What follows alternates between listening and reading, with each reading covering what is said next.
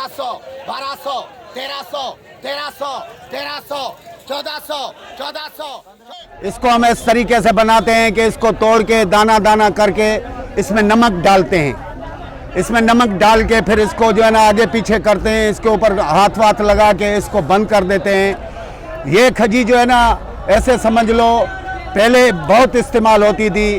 अब लोग जो है ना बागों से लेके आते, पहले बागों से बनाते थे उधर से ही लोग, अभी जो है ना लोग बागों से लेके मार्केट में आते हैं और मार्केट के लोग जो है ना इसको नमकीन बनाते हैं, जिसको सिंधी में लूणी खारक बोलते हैं। समझ गया ना। इस खजी का जो जब नमकीन बन जाए ना उसके बाद जो है ना ये 24 घंटे तक चल सकती है। इस खजी का नाम है गाजर।